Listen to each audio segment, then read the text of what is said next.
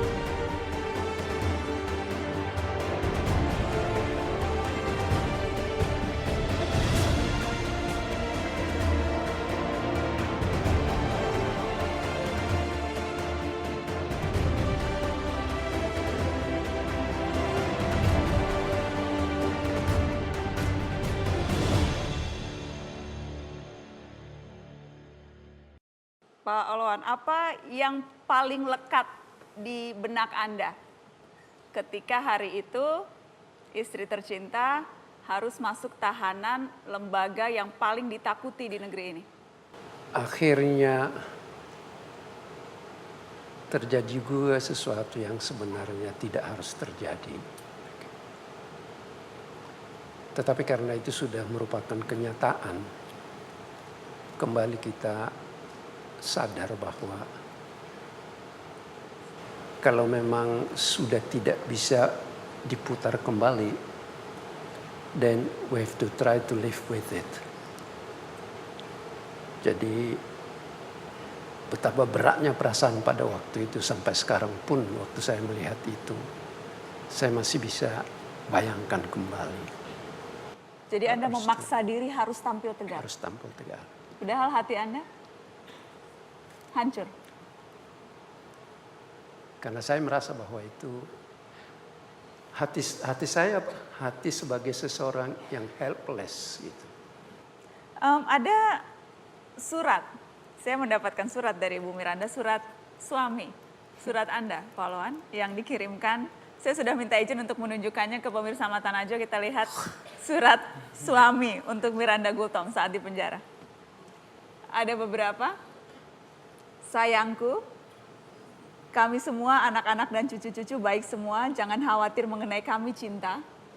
Kami juga tidak khawatir karena kami tahu kamu berada di tangan yang paling kuat di semesta alam ini yang menjagai dan mengasihi kamu selalu. Tegar selalu cinta, humble, gentle, dan penuh kasih sayang kepada semua yang ada di rutan. Dengan demikian, selain kita tunjukkan kita di jalan yang benar, kita juga melayani mereka dengan penuh kasih. Love you, cinta. Mesra sekali.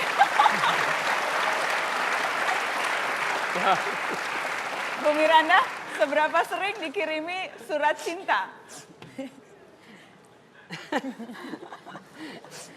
Ya hampir setiap datang, karena waktu di KPK itu sangat dibatasi. Setiap orang hanya boleh masuk 5 menit. Dan saya yang datang banyak. Jadi gantian deh 5 menit, gantian. Kadang-kadang nakal, yang satu badannya belum keluar, yang satu udah masuk. Jadi bisa 9 orang di dalam. Begitu penjaganya tahu, keluar, semua begitu. Gak banyak waktu sama suami sendiri.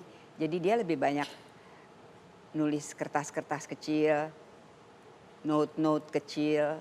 Ya begitu aja, banyak suratnya macam-macam. Jadi bahkan tidak banyak waktu dengan suami karena teman-teman yang berkunjung banyak sekali. Enggak, kasihan ya. Karenanya disampaikanlah rasa rindu lewat surat cinta ya Pak. Cara Anda untuk survive dengan ini ternyata. Iya, salah satu. Salah satunya. Mesra sekali. Tadi Bu Miranda katakan yang menjenguk banyak sekali. Salah satu juga yang menjenguk adalah sahabat kecil Ibu Miranda Gultom yang juga hadir di studio Mata Najwa malam ini, Ibu Dewi Motik. Selamat malam Bu Dewi, terima kasih sudah hadir. Apa cerita Anda ketika datang menjenguk Miranda Gultom waktu itu? Akhirnya saya mau nangis, lihat dulu begitu ceritanya Mbak. Tunggu bentar dong, baca suratnya. Terharu? Terharu. Terharu. Suami saya juga sayang. Suami saya yang ngejodohin Miranda Gultom sama saya. Oh jadi Anda yang menjodohkan? Anda sesedih ketika tahu sahabat kecil Anda waktu itu harus mendekam di penjara? Kaget? Tapi Anda datang juga menjenguk ke rutan? Saya ingat waktu itu wartawan ngejar saya. Bu Dewi, ngapain ke KPK? Ngapain nengokin Bu Miranda? Saya cuma bilang bahwa kalau sahabat kamu dari kecil, umur 7 tahun, sampai sekarang kita seumur ini, lagi kena musibah, karena musibah namanya. Pantas nggak? Kalau kamu nggak nengokin, mesti tengok dong. Mesti kasih moral support sama teman. Dan ini yang saya lakukan. Hari ini pun juga waktu diminta sama Anda untuk jadi cerita banyak tentang what happened. Ini kejadian juga. Anda kata untold story. Salah satunya yang saya juga terharu. Satu waktu, kalau nggak salah Natal ya, hari Natal, saya telepon Bang Alwan. Bang, nengokin Miranda nggak? Iya dong. Oke. Kemudian waktu itu azan. Terus saya bilang sama Mas Pram, yang kita sembahyang dulu deh. Saya bilang gitu, tuh azan tuh. Oke, saya bilang gini, Bu, boleh nggak saya sembahyang sama yang jaga Miranda? Kan kita jaga terus, ada yang jaga. Sembahyang tuh kok azan. Oke, bilang silakan Bu, masuk. Saya nggak tahu kalau musola itu di dalam penjara, ngerti nggak? Jadi jaga, mana musolahnya nih? Terus saya bilang, Bu dikunci, nggak bisa, mesti masuk penjara. Iya, nggak apa-apa, saya mau sembahyang. Saya juga shock juga. Nah, lu di penjara, saya pikir kita di pekarangan. Saya masuk di situ, jadi berdua sama Mas Pram. Jadi dalam seluruh sejarah temannya Miranda, nggak ada yang sembahyang di musola di dalam penjara. Cuma saya di dalam tahanan, maksud saya di sini. Mas Pram karena satu-satunya laki jadi imam. Jadi semua para tahanan di dalam sembahyang, terus saya juga sembahyang di situ. Dan saya tahu bahwa itu adalah musola prakasannya dari Ibu Miranda. Ini sesuatu yang menurut saya sesuatu yang luar biasa. Dibangun oleh Bu Miranda. Prakasnya beliau nggak ada, dia tadinya nggak ada musola rupanya. Tadi kalau mau sembahyang di ruangan kantor apa segala macam gitu, atau di dalam kamar yang seguprit tadi yang 70 cm itu tadi. Dan Anda baru tahu itu ketika datang mengunjungi Bu Miranda? Ya, itu yang saya katakan bahwa kita harus tahu bahwa di dalam tahanan itu nggak harus orang nggak bisa buat banyak yang bisa dibuat kalau kita mempunyai kemauan. Itu sesuatu yang sangat tidak mungkin ketika ada seseorang dengan kasus korupsi, dia memiliki sentimen negatif itu hanya kecil gitu.